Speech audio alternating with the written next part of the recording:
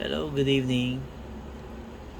This is a logic testing for our smart charger. So once we tap, we have a 10 seconds initial startup.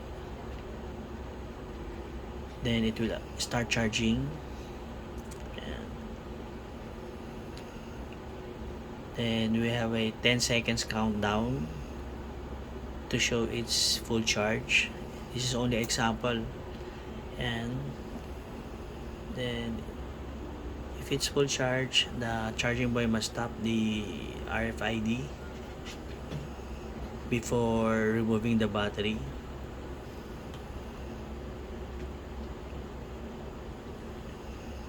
Then it will go back to our home page. Then you can remove the battery. Then after that, we can another testing for force charge out. Another 10 seconds for initial startup. Then it will start charging.